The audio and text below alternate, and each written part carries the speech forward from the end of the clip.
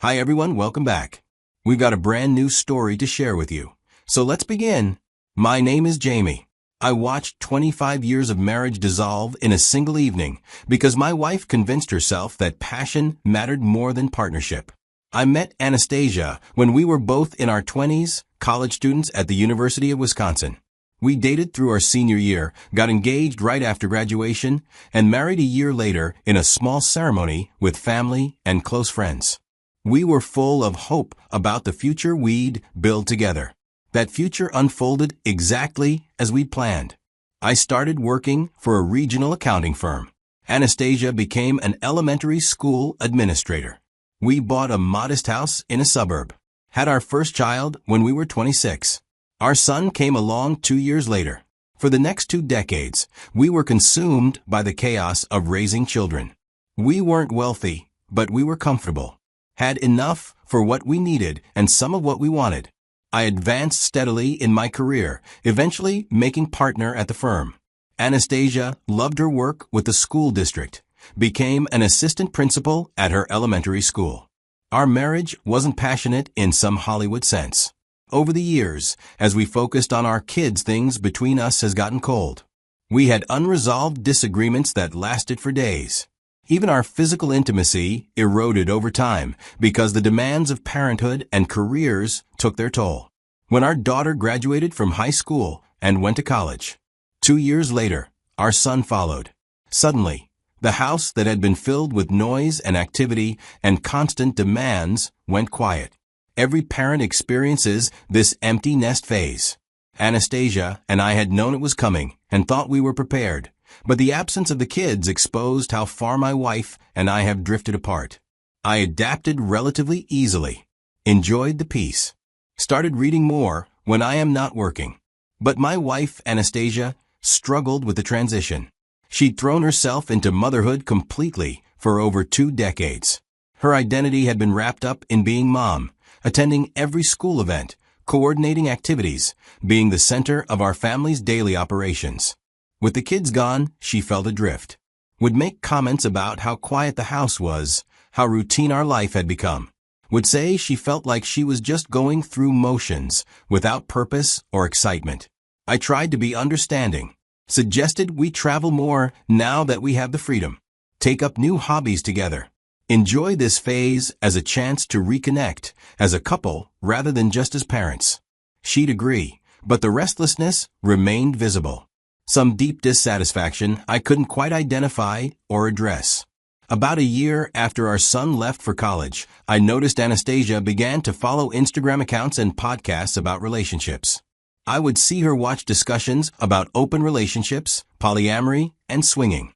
Content that suggested long-term couples needed to explore and experiment to maintain passion.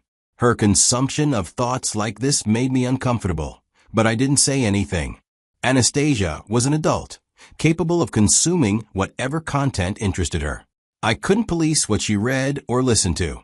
Assumed she was just going through some phase of questioning, exploring ideas without any intention of acting on them. I even remembered when we had dinner with another couple we'd met at a community social event. They have been married for 30 years without any children. Anastasia asked how they made it work. The man commented about how they were getting more adventurous. He framed it as keeping things spicy and staying young. By the end of the night, I would find out that this couple was in an open marriage. I stayed mostly quiet, just listening, not contributing to that particular thread of discussion. Later that night at home, Anastasia brought it up again. Said it was interesting how many people their age were exploring those kinds of arrangements. That it wasn't as unusual or taboo as it used to be. She adds that some couples found it actually strengthened their marriages by removing the constraints and pressures of strict monogamy. I told her directly that it wasn't for us. That we'd had 25 good years of marriage built on commitment and fidelity. That I had no interest in risking what we'd built for some experiment in modern relationship theory. She seemed to drop the topic. Said she was just making conversation, not suggesting anything. We went to bed, and I assumed that was the end of it. But over the following months, I noticed other changes. Anastasia had always had a close group of friends. Women she'd worked with, socialized with, and maintained relationships with outside of work. But recently she'd become particularly close with one friend I'd met only a few times.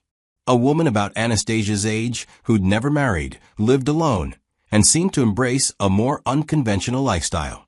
Anastasia started spending a lot of time with her. She would mention going to women's social meetups, book clubs, or wellness groups with this friend. She would come home late from these events, sometimes not until 10 or 11 at night.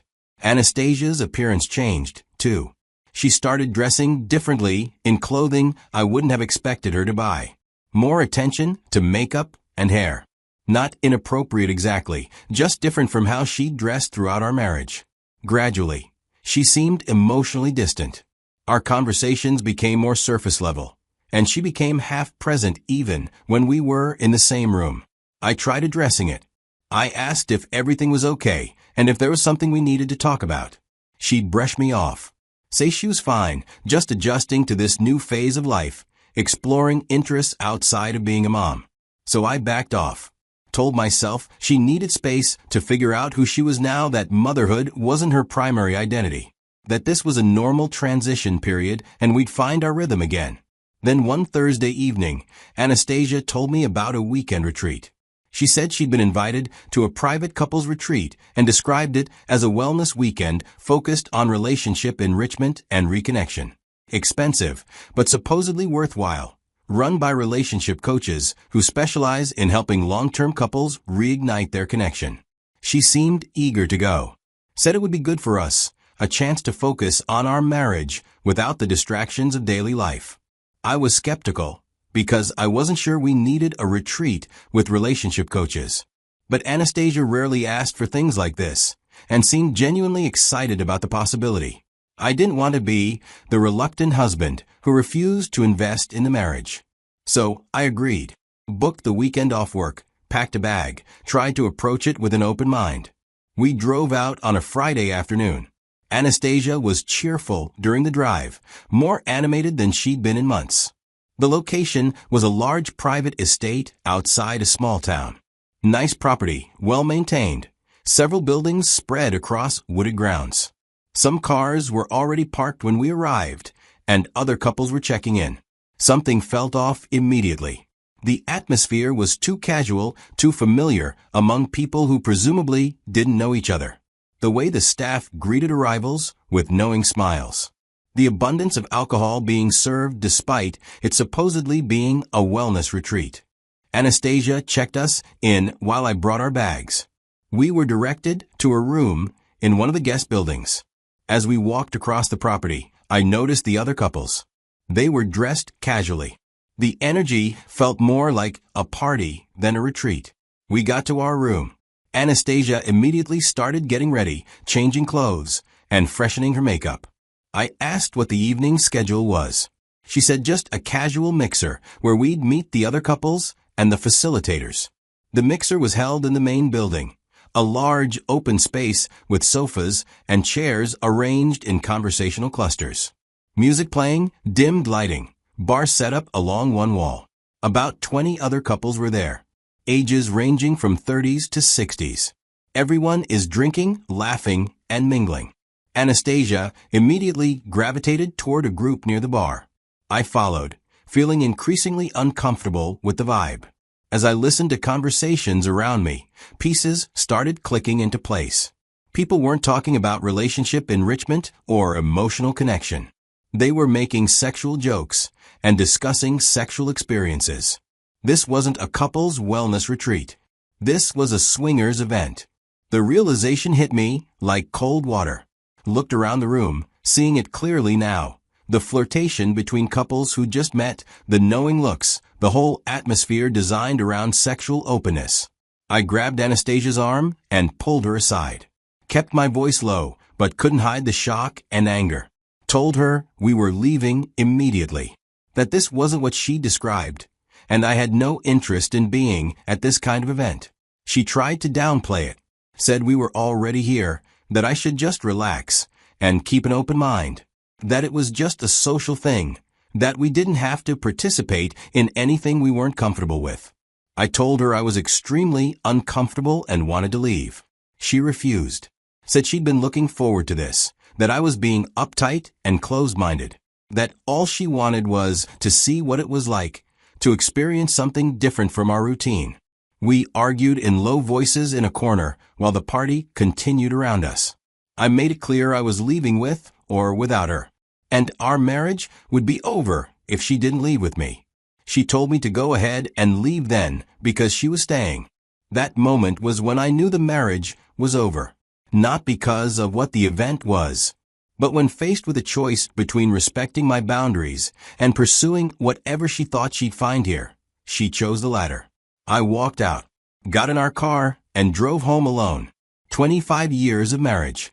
2 children raised together. A life built on mutual commitment and trust. And she'd thrown me into this situation without honest disclosure, then chosen to stay when I made clear I wanted no part of it. The disrespect and betrayal were absolute. I got home around midnight, went to our bedroom, and just sat on the edge of the bed in the dark. I couldn't sleep. I sat there processing what I should do next. Anastasia came home on Sunday morning around 11. Walked in like nothing had happened. Started to tell me about things that happened when I left, and the interesting people she'd met. I stopped her, told her simply and clearly that the marriage was over.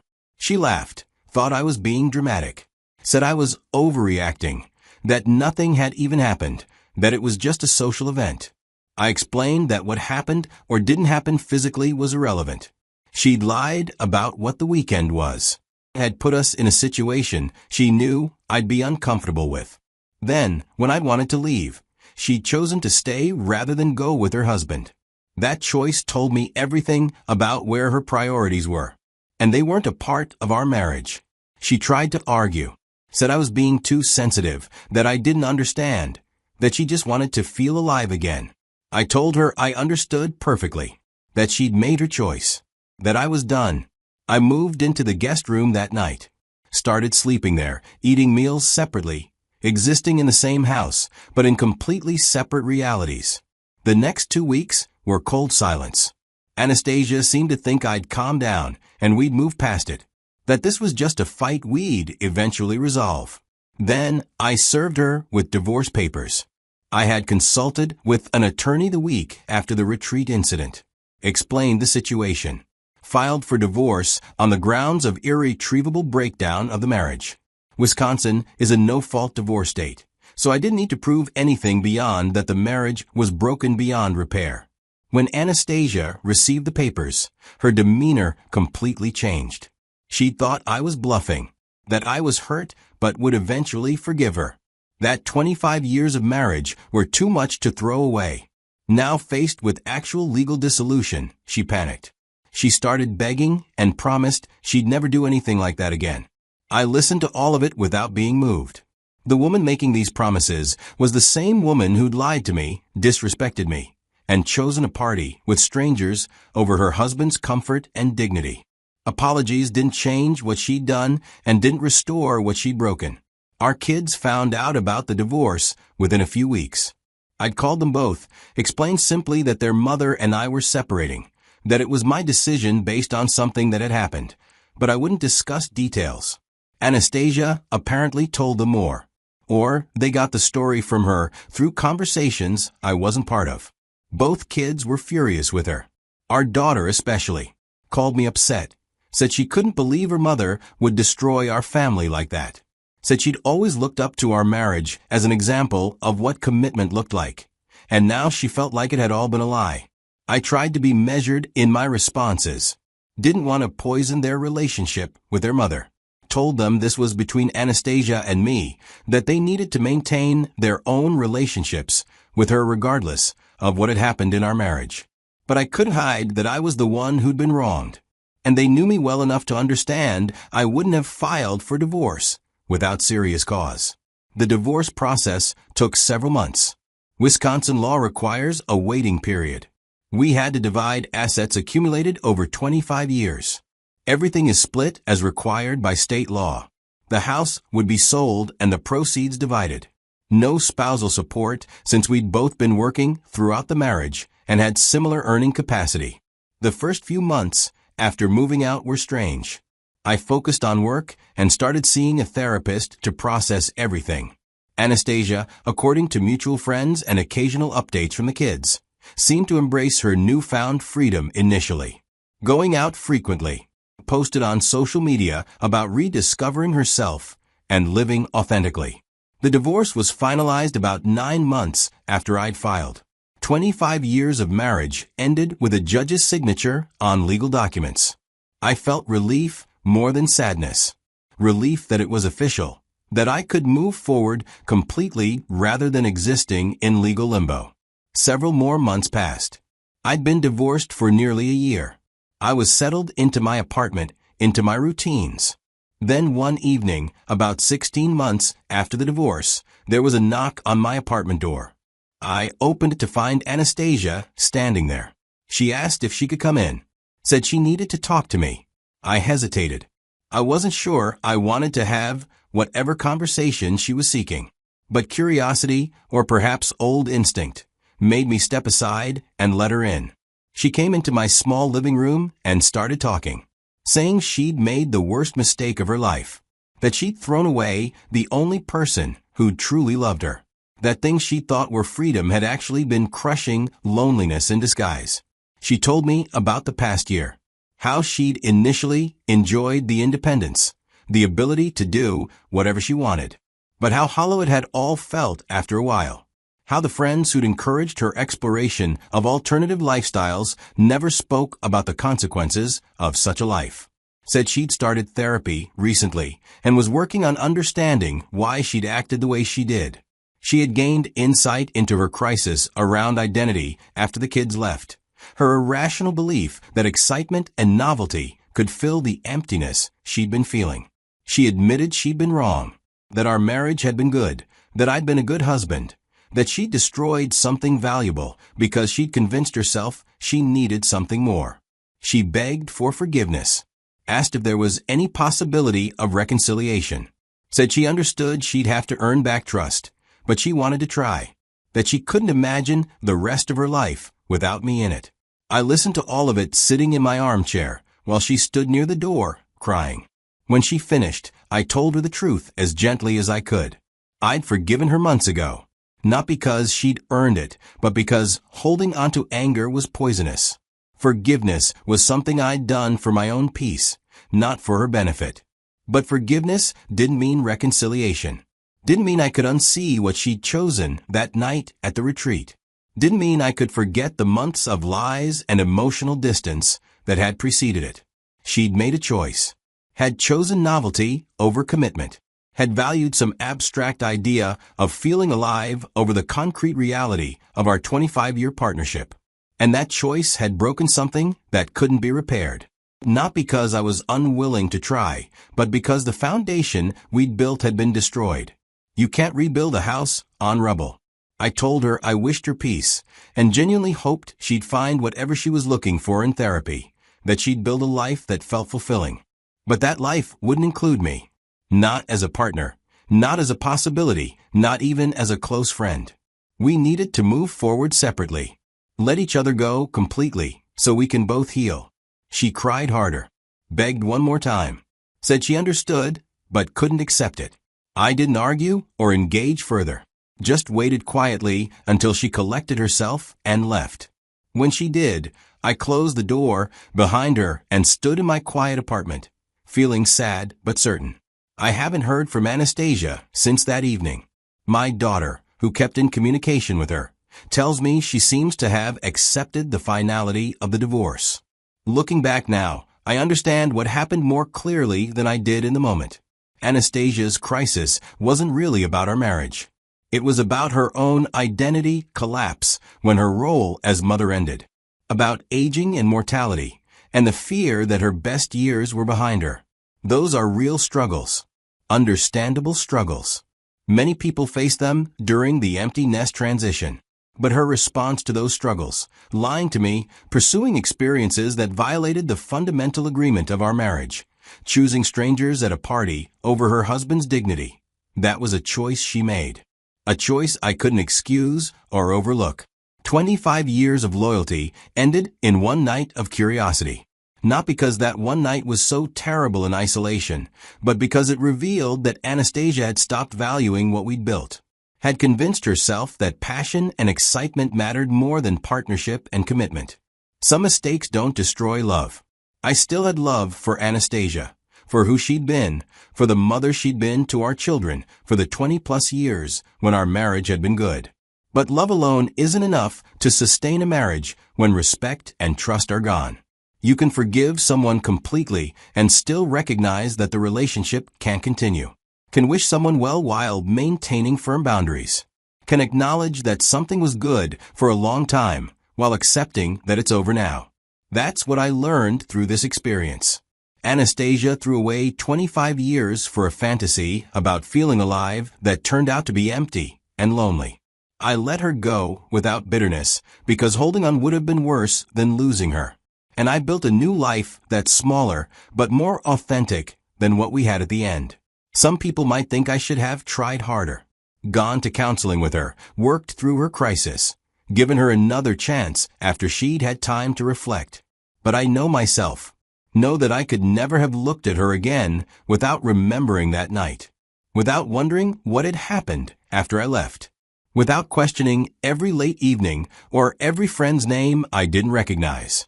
The marriage ended the moment she chose to stay at that retreat. Everything after was just paperwork. And I'm at peace with that. Because sometimes the most loving thing you can do for yourself and for the other person is to simply let go of what's already been lost. Anastasia wanted to feel alive. She's alive now, free to pursue whatever she thinks will fill the emptiness. And I'm alive too, free from the weight of a marriage held together only by history and obligation. We each got what we needed, even if it wasn't what we wanted. And that's enough.